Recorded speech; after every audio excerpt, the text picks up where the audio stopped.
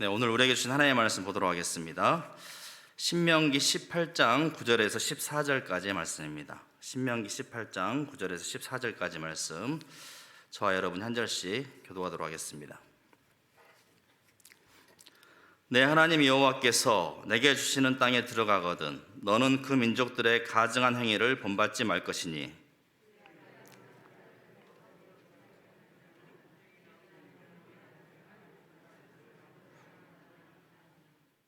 진언자나 신접자나 박수나 초혼자를 너희 가운데에 용납하지 말라.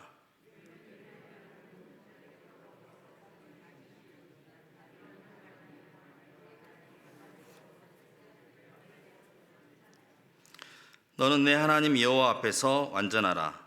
내가 쫓아낼 이 민족들은 기륭을 말하는 자나 점쟁이의 말을 듣거니와 내게는 내 하나님 여호와께서 이런 일을 용납하지 아니하시니라. 아멘. 할렐루야. 예배 자리에 오신 여러분 주의 이름으로 축복합니다. 날마다 하나님과 동행하는 그런 삶이 될 수 있기를 주의 이름으로 축복합니다. 많은 사회학자들이 앞으로 시대가 발전하고 과학기술이 발전하게 되면 점차 이 종교는 사라지게 될 것이다. 과학기술 이런 것들이 점점 진보되게 되면 이제 모든 사람들의 어떤 그런 종교성은 점차 사라지게 돼서 앞으로 다가오는 시대에는 종교가 점점 소멸되고 사라지게 될 것이다 라고 이렇게 추측하고 예견을 했습니다. 그런데 여러분 어떻게 되었을까요? 종교가 사라지게 됐을까요? 전혀 그렇지 않습니다. 이러한 추측과는 정반대로 과학과 기술 문명은 더욱더 많이 발전하고 나아졌지만 오히려 이러한 급격한 사회적인 변화 또 발달 가운데 사람들이 오히려 정신적으로 정신 문명이 따라가지 못함으로 말미암아 오히려 종교적인 것에 더 귀의하고 이것에 더욱더 관심을 쫓는 일들이 일어나게 됨으로 말미암아 전혀 정반대의 결과가 일어나게 되었다는 것입니다. 쉽게 예를 들자면 이런 것이죠. 예전 같았으면 자기가 예를 들어서 시계를 하나 사러 간다 그러면 시계방에 가가지고 자기가 원하는 것을 이렇게 척 하고 고르는 그런 시대였다고 한다면 오늘날 이 사회는 너무나 급격하게 발전하고 변화함으로 말미암아 또 한편으로 너무나 복잡해지고 다양해짐으로 말미암아 사람들이 그 가운데 도대체 무엇을 선택해야 되는지 헤매게 됐다는 것입니다. 그래서 예를 들어 시계방에 가서 시계를 하나 살 때도 내가 직접 보고 선택하는 것이 아니라 어떤 것을 사야 될지 뭐가 좋은 건지 제대로 알지 못해서 그 주인에게 물어본다는 거예요. 뭐가 좋은지 하나 골라달라고. 도대체 이 많은 것 중에 내가 어떤 걸 선택해야 할지 그게 좋은 건지 모르겠으니까 주인이 당신이 내게 맞는 것을 하나 골라달라고. 그럼 그것으로 하겠다고. 이게 마치 이런 복잡 다양한 세상 속에 살아가는 우리들 또한 우리의 삶에 있어서 급격한 변화와 복잡 다양한 삶의 자리 가운데 무엇을 선택해야 되고 또 어떤 것을 선택하고 어떤 길을 걸어가야 되는지 정말 참으로 혼란스럽고 어려운 그런 시대 가운데 살고 있다라는 것을 우리가 다시 한번 돌아보게 되는 것입니다. 그러다 보니 정말 진정한 종교, 진정한 진리만 이렇게 오롯이 나타나면 좋으련만 이러한 진짜 정말 진리만 나타나는 것이 아니라 그에 항상 따르는 그런 가짜들, 짝퉁들, 유사품들이 난무하게 됨으로 말미암아 온갖 사람들을 현혹시키고 미혹시키고 그로 말미암아 많은 사람들을 잘못된 길로 이끌어가는 일들이 갈수록 난무하고 횡행해져 갔다는 것입니다. 제가 말씀을 준비하면서 컬투쇼에서 본 재미있는 내용을 하나 여러분께 소개해 드리려고 하는데 이 부분 때문에 제가 정말 여러 번 연습하고 이걸 어떻게 소화해야 되나 하고 준비를 했는데 여러분 잘 귀담아 주시면 감사하겠습니다. 이 컬투쇼가 진행하는 그 사연들 막 있지 않습니까? 그 가운데 이 사기꾼 점쟁이라는 그런 사연입니다. 사기꾼 점쟁이. 하루는 직장 동료 언니가 점 보러 가는 걸 따라갔었는데 이 사람이 이제 그 따라가서 진짜 웃긴 점쟁이를 보고 왔다고 사연을 제보한 것입니다. 그 언니는 이제 그냥 갈 때 애들 때문에 점보로 이제 애들 문제로 점보로 온 건데 이 점쟁이가 이제 점을 보려고 이 사람들이 방에 딱 들어가자마자 대뜸 이렇게 말하더랍니다. 남편이 바람을 피고 있구나. 이렇게 말하는 거예요. 너무 놀래가지고 애들 문제 때문에 왔는데 지금 자기는 예? 남편이요? 그럴 리가요? 이렇게 물었다는 거야. 그랬더니 점쟁이가 하는 말이 누가 바람을 다 알게 핀데 네가 몰라서 그렇지 지금 바람을 피고 있어. 너무 놀래가지고 어머머 정말이에요? 이렇게 물었다는 거예요. 갈 때 이제 이 점집을 찾아갈 때 이 점쟁이가 워낙 용하다는 말을 듣고 가서 이제 그 언니가 그 말에 혹해가지고 갈수록 좀씩 불안해 하더라는 거예요. 그 말을 믿으면서. 그런데 곧바로 이 점쟁이가 그 언니에게 너무나 쉬운 해결책을 제시해 주는데 너무나 뻔하게 이렇게 말하더라는 것입니다. 부적 한 장을 쓰면 괜찮아. 그래서 부적이요? 그랬더니 부적 한 장을 쓰면 모두 깔끔하게 해결될 거야. 이렇게 이야기하더란 거예요. 그래서 얼만데요? 물었더니 100만 원 이러는 거예요. 부적 한 장에 100만 원. 너무 놀라가지고 예? 100만 원요? 이 어이없는 가격에 이제 너무 놀라서 이 언니가 이제 머뭇머뭇하면서 의아한 듯이 보고 있으니까 이 점쟁이가 이제 으름장을 놓더라는 거예요. 빨리 써야 해. 안 그러면 네 남편이 그 여자랑 두 집 살림을 차리고 애까지 낳을 거야. 이렇게 하니까 이제 어마어마하면서 놀라는 거죠. 이제 이 사람은 옆에 있는 따라간 사람은 정말 말도 안 된다고 생각을 했는데 이제 이 언니가 이제 워낙 기가 얇아가지고 그 말에 막 조금씩 막 흔들리는 게 보이더라는 것입니다. 그래도 여러분 부적 한 장인데 100만 원은 아무리 그래도 너무한 거 아니겠습니까? 그래서 이 언니가 100만 원은 너무 비싸다고 혹시 한 5만 원짜리 부적은 없어요? 이렇게 물어봤다는 거예요. 그랬더니 점쟁이가 5만 원짜리 부적도 있어 이렇게 이야기를 하는데 근데 5만 원짜리 부적을 쓰면 남편이 계속 바람을 피다가 두 집 살림을 차리지 이러더라는 거예요. 그러니까 예? 그럴 거면 부적을 왜 쓰냐? 그러면 뭐 차라리 안 쓰고 말지 그랬더니 하는 말이 그 대신 애는 낳지 않아. 두 집 살림을 하긴 하는데 5만 원짜리 부적을 쓰면 애까지는 낳지 않아. 이렇게 이야기하는 거예요. 너무 놀래가지고 이제 좀 궁금증이 발생한 거죠. 그럼 혹시 10만 원짜리는요? 이렇게 물어보니까 10만 원짜리를 쓰면 두 집 살림은 안 하지. 대신 주말마다 나가서 너 몰래 바람을 피고 다닐 거야. 이렇게 이야기를 한 거예요. 어머머, 한 그럼 30만 원짜리는요? 바람은 피지만 주말엔 그래도 집에 있을 거야. 이렇게 되는. 그럼 50만 원 정도를 쓰면요? 이렇게 물었더니 그때부터 한참 이제 헤매더니 이 무당이 가끔씩 바람을 필걸? 한 달에 한 2번 정도? 그럼 80만 원 정도를 쓰면 어떻게 됩니까? 하고 최종적으로 물어봤다는 거예요. 그랬더니 이 무당이 하는 말이 80? 그러면 남편이 바람을 피긴 피는데 플라토닉하게 마음으로만 피지. 이렇게 했다는 것입니다. 그래도 잘 소화한 것 같네요. 이것 때문에 엄청 고민했는데 정말 이 우스운 사연이 아닐 수가 없는데요. 그럼에도 불구하고 오늘날 사람들이 이런 무당이나 또 점집이나 이런 사주, 그 다음에 운수 등에 자꾸 빠지는 이유가 여러분 무엇이겠습니까? 바로 이제 불안 때문이라고 할 수 있죠. 미래에 대한 불안.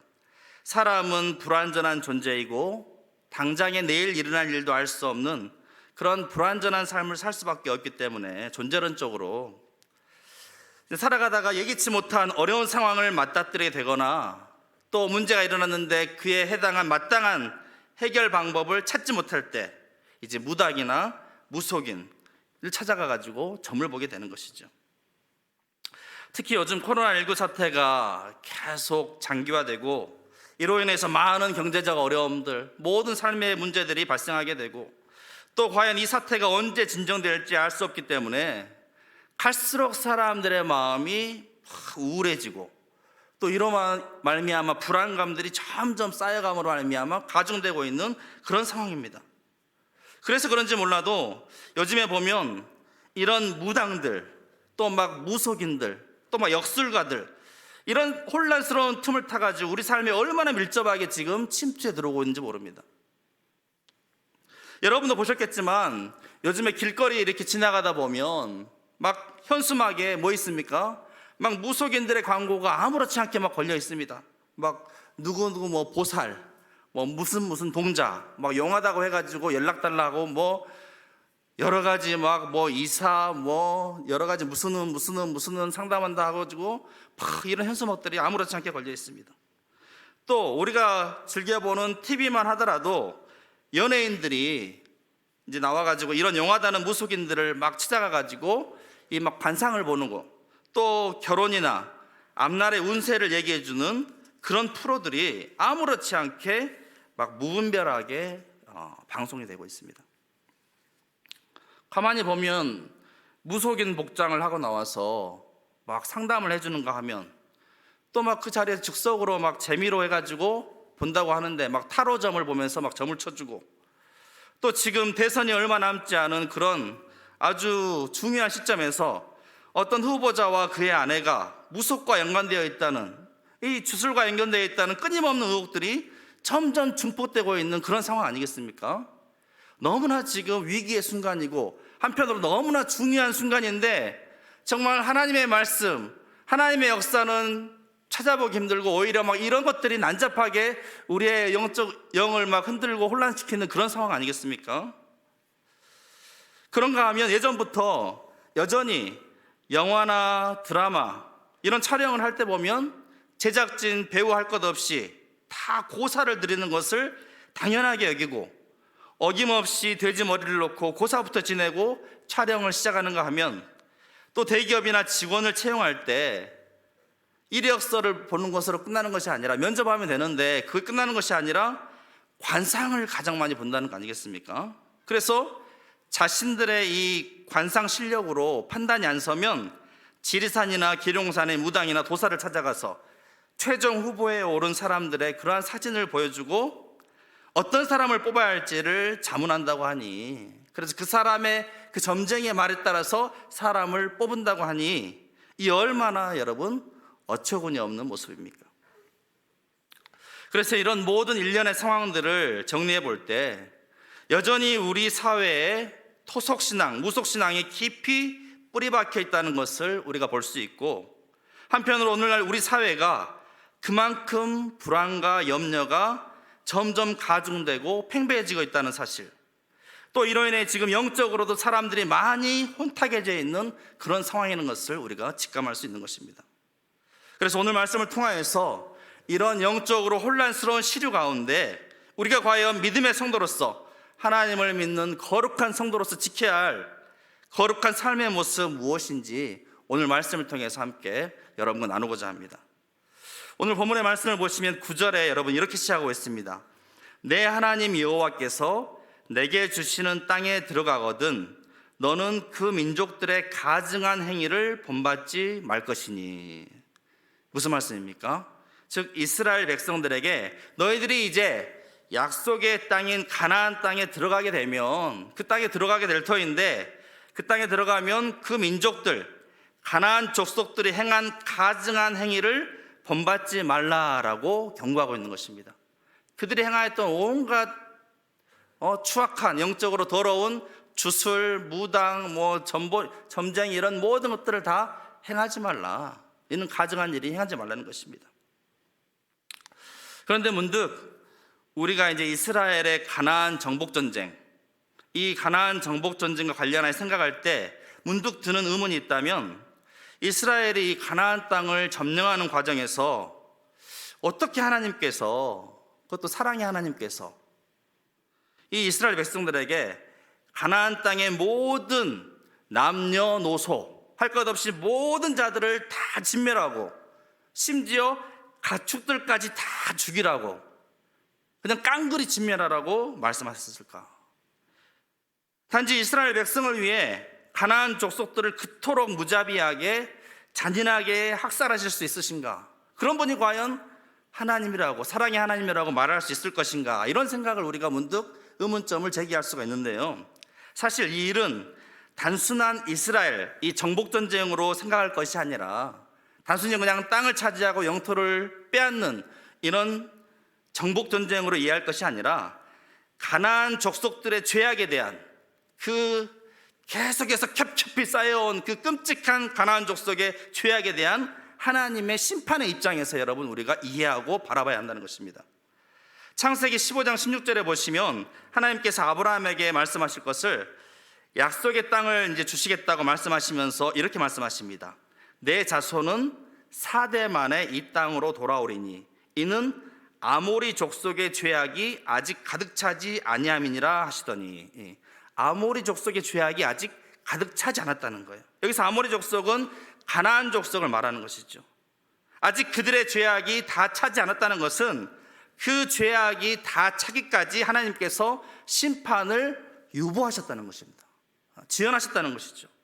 그런데 그럼에도 불구하고 이 가나안 족속들은 회개치 아니하고 전혀 회개치 아니하고 오히려 더 돌이킬 수 없을 만큼의 죄악으로 치달음으로 말미암아 하나님께서 그 죄악으로 더럽혀진 땅, 그 가나안 족속들을 심판하심으로 이제 다 남김없이 진멸하시고, 이 과정에서 이스라엘은 가나안 족속을 심판하는 하나님의 도구로 사용하시는 것입니다. 특별히 오늘 본문 가운데 나오는 죄악들, 그 가증한 행위들을 절대로 본받지 말라고 하시는데, 이 본문에 보시면 10절부터 그의 아들이나 딸을 불 가운데로 지나게 하는 자나 점쟁이나 기륭을 말하는 자나 요술하는 자나 무당이나 진언자나 신접자나 박수나 초혼자를 너희 가운데 용납하지 말라.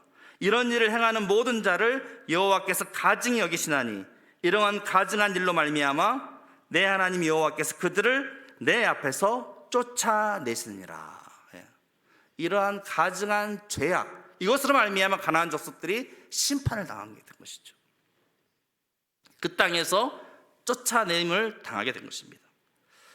레위기 20장 22절에도 이와 비슷한 말씀이 있는데 이렇습니다. 너희는 나의 모든 규례와 법도를 지켜 행하라.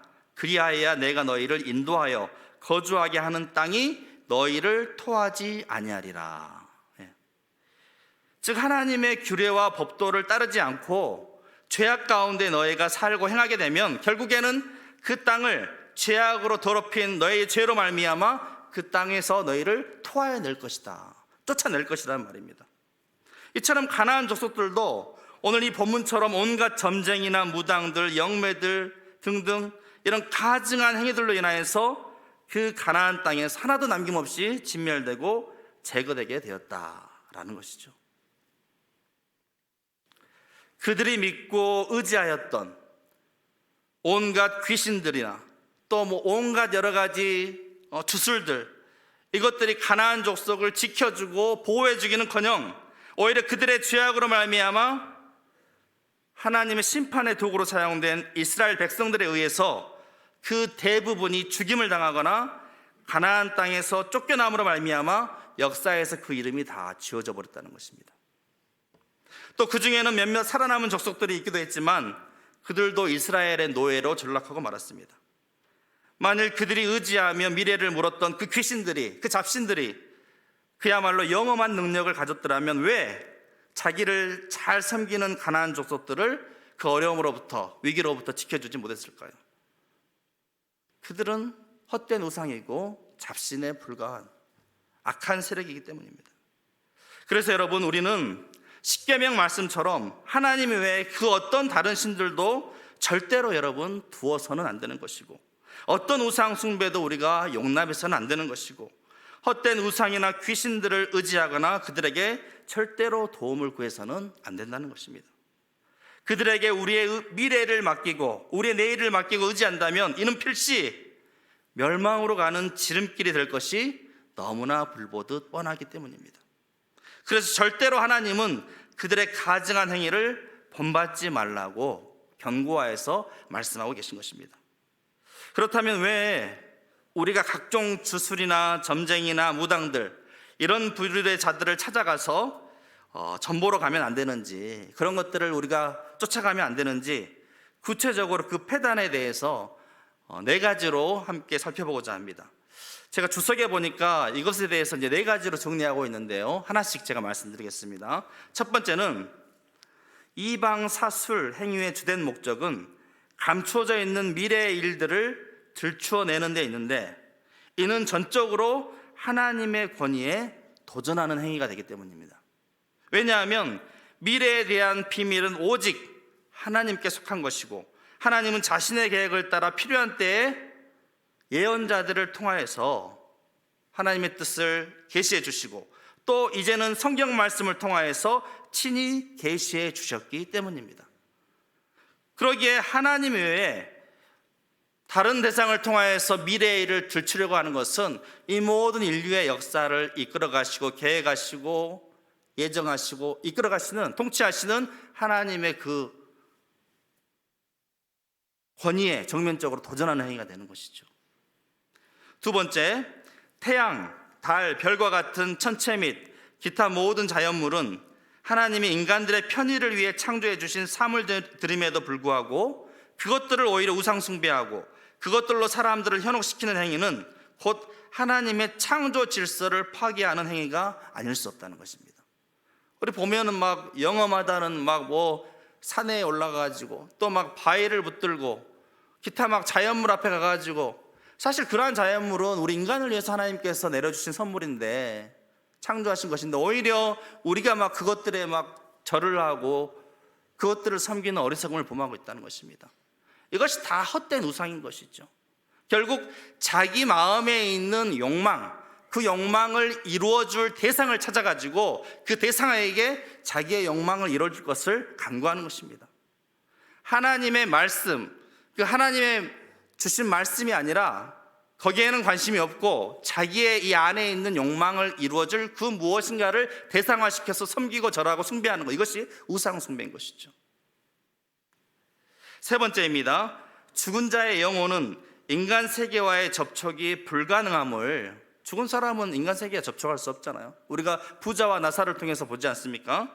그걸 알 수 있는데, 무당들은 그들 혼과 교신한다고 주장하니 이는 실로 사람을 속이고 기만하는 행위가 아닐 수 없다는 것입니다. 무당들 찾아가면 막 그런 이야기 하잖아요. 네 조상 누가 뭐 제사를 제대로 지금 뭐 받지 못해서 화가 나 있다, 이걸 풀어줘야 된다, 이런 식으로 막 다 기만하고 속인다는 것입니다. 이것이 다 사탄의 속임수죠. 네 번째입니다.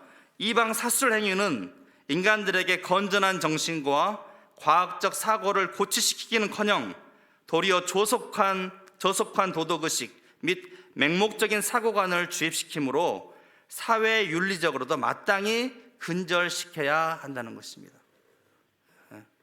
아까 보면은 막 말씀 중에서도 자녀를 막 불 가운데 지나가게 하고 신에게 바치고 인신제사하고 막 비이성적이고 정말 용납할 수 없는 그런 사악한 행위들 있지 않습니까? 그래서 마땅히 이러한 것들을 다 근절시켜야 한다는 것입니다. 그런데 보통 이제 사람들이 언제 이제 무당을 찾아가고 또 언제 막 역술이나 사주팔자 이런 거에 기대는가 보면, 삶의 고난이나 환난이 닥치고 그럼에도 불구하고 나아질 기미가 전혀 보이지 않을 때, 그런 어려운 상황이 계속 지속될 때, 그래서 도대체 왜 이런 일이 일어나게 된 것인지 그 원인을 찾고 그것을 다른 방법으로 어떻게든 해결해 보려고 하는 경우일 때가 많은 것을 볼 수가 있습니다. 그래서 막 무당들을 찾아가게 되고, 막 그러다 보면 막 무당들은 네가 지금 사업이 부도나고 아니면 가정이 깨지고 자녀들이 문제가 생기고 이런 것들은 다 지금 막 여러 가지 요인들, 그래서 조상들의 이유로 돌리기도 하고 다른 이유로 돌리기도 하면서 막 묘를 이장해라, 아니면 제사 드릴 때 정성이 부족하다, 부적을 써라, 아니면 굿을 버려서 혼령을 달래주라 등등 이렇게 하면서 막대한 비용을 요구한다는 것이죠.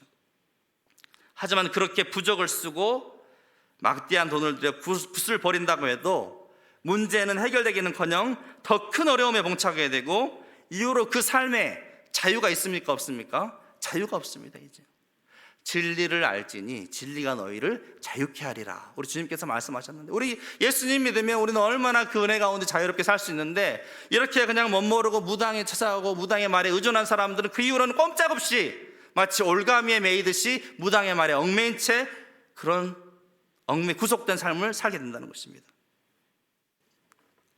그런데 여러분, 우리가 어려움을 당하고 환난을 당하고 시험을 당하고 이럴 때 우리에게 주신 하나님의 말씀은 어떻습니까?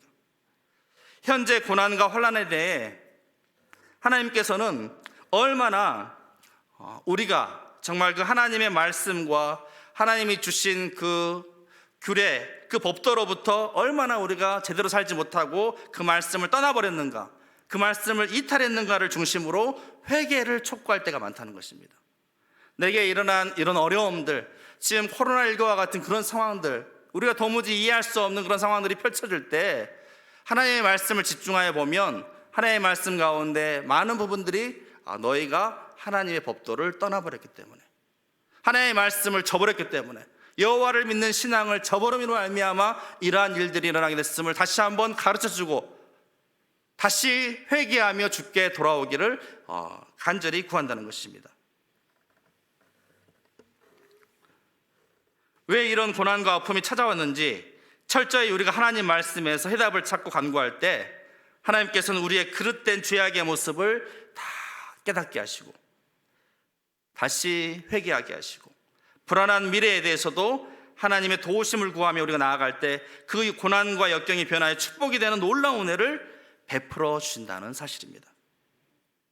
때문에 여러분, 우리는 때때로 불안한 현재의 삶과 또 도무지 알 수 없는 미래의 일에 있어서 세상 사람들처럼 부질없이 점쟁이를 찾아간다거나 주술적인 방법이나 여러 막 부적을 쓰거나 그런 것에 의지하지 말고 오직 하나님의 말씀을 깊이 묵상하고 날마다 기도하면서 온전히 그 말씀대로 순종함으로 말미암아 하나님과 동행하는 삶에 더욱더 집중해야 하는 것입니다.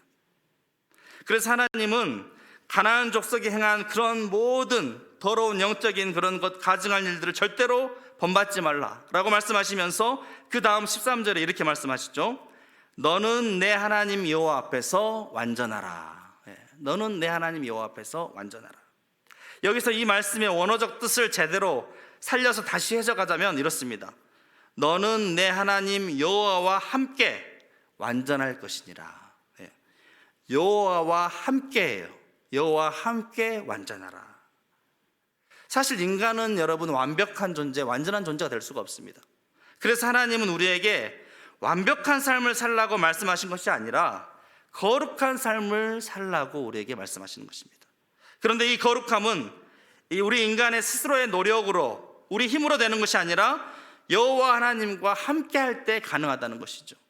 오직 유일하게 완전하시고 거룩하신 분, 스스로 계신 분, 그 하나님과 인격적인 관계를 맺을 때 비로소 이 완전한 모습이 가능하다는 것입니다. 거룩함이 가능하다는 것입니다. 그래서 하나님으로 말미암아 거룩해지게 되는 것입니다. 하나님으로 말미암아 거룩해지게 되는 것.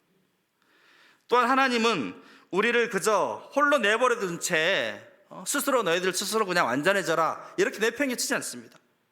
임마누엘, 하나님이 우리와 늘 함께 하신다. 이 임마누엘, 이 이름처럼 주님은 늘 우리와 함께 하시며 동행해 주심으로 말미암아 완전할 것을 요구하시는 것입니다.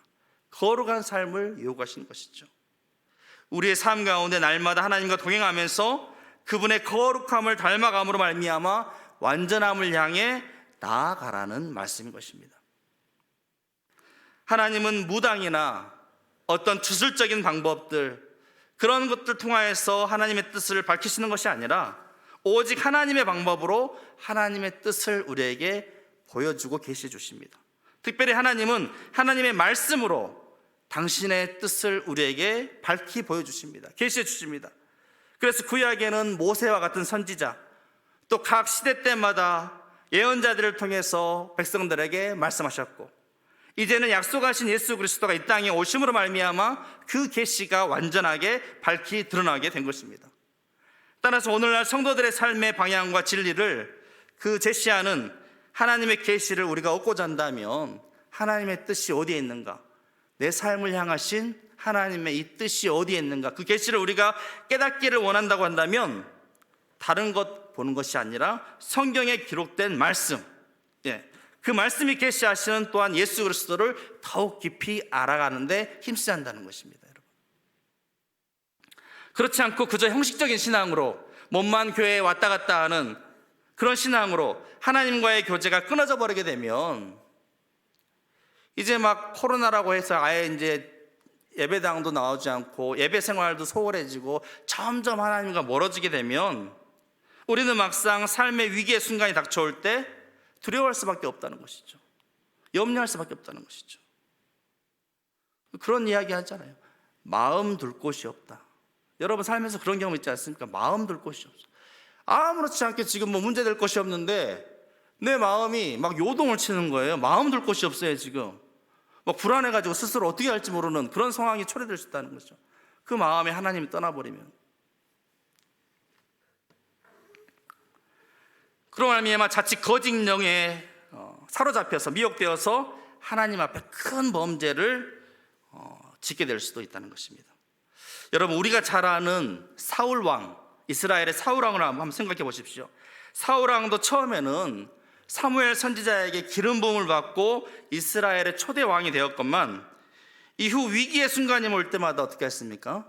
하나님을 신뢰하지 못하고 그 전쟁의 위기의 순간에 자기 마음대로 먼저 그냥 번제를 드려버리고 자기 마음대로 제사를 드려버리고 또 아말렉을 다 진멸하라고 했건만 그 가운데 좋아 보이는 것들은 다 죽이지 않고 살려둠으로 말미암아 하나님 말씀에 불순종함으로 말미암아 결국 하나님께서 사울 왕을 버리시는 것을 볼 수가 있습니다. 그래서 사울 왕의 결말이 어떻게 되었습니까? 블레셋과의 길보아 전투에서 두려움에 빠져서 사울 왕이 어떻게 합니까? 엔돌의 신접한 여인을 찾아갑니다. 엔돌의 신접한 여인을 무당과 같은 것이죠. 찾아간다는 것입니다. 물론 그 전에 사울이 이제 여호와께 묻자오되 이렇습니다. 여호와께서 꿈으로도 우림으로도 선지자로도 그에게 대답하지 않으셨다라고 기록하고 있는데 꿈으로도 우림으로도 선지자로도 여호와께 물었지만 아무런 대답이 없어서 불안해서 자기가 이제 엔돌한 신접한 여인에게 찾아갔다. 엔돌의 신접한 여인에게 찾아갔다. 이렇게 기록하고 있는데 이미 이전에 벌써 이런 문맥적인 상황들을 보면 사울 왕의 그 마음은 하나님에게서 이미 지금 떠나버리는 것입니다. 멀어져 있는 것입니다. 하나님과의 교제가 단절된 상황 가운데 있는 것입니다. 그래서 이 물음조차도 형식적인 물음이었다고 해석되어집니다. 여호와께 묻는 것이 정말 진정으로 하나님만이 나를 살려주실 수 있다라는 그런 간절한 마음으로 여호와께 묻고 뜻을 구하는 것이 아니라 그냥 형식적으로 일단 묻고 당장에 답변이 없으니까 응답이 없으니까 바로 뒤돌아서서 엔돌의 신접한 여인을 찾아갔다는 거예요.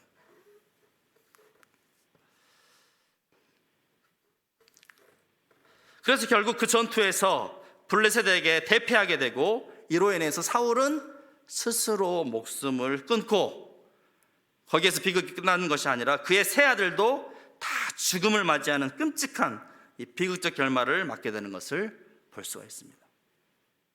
따라서 여러분 현재 지금과 같은 위기와 혼란의 시간에 절대적으로 우리에게 필요한 것이 있다면 바로 하나님을 향한 우리의 믿음입니다. 여러분 믿음은 위기의 순간에 드러나게 되어 있는 것입니다.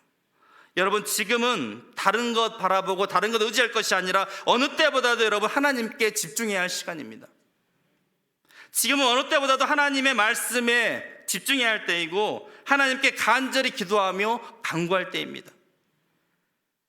여러분 우리 하나님은 우리의 앞날, 우리의 미래를 다 주관하시고 예언의 영을 주사 역사의 주관자 되시며 인간이 겪는 모든 생사화복을 다 주관하시고 관장하시는 분입니다. 여러분 믿으십니까? 때문에 여러분 미래에 대한 불확실성이 커질수록 우리는 세상의 헛된 영들, 헛된 미신과 그런 거에 빠질 것이 아니라 미혹될 것이 아니라 생사화복과 우리의 생사화복과 역사의 흥망성쇠를 결정하시는 그 하나님께 나아가야 되고 하나님께 말씀을 통하여서 구하며 도우심을 간구해야 하는 것입니다. 사랑하는 성도 여러분, 하나님은 절대로 우리를 고아처럼 내버려 두지 않으십니다. 주님께서 친히 말씀하시지 않았습니까? 공중의 새를 보라. 심지도 않고 거두지도 않고 창고에 모아 들이지도 아니하되 너희 하늘 아버지께서 기르시나니 너희는 이것들보다 귀하지 아니하냐. 너희는 이것들보다 귀하지 아니하냐. 오늘 있다가 내일 아궁이에 던져지는 들풀도 하나님이 이렇게 입히시거든 하물며 너희일까 보냐. 하물며 너희일까 보냐. 믿음이 작은 자들아.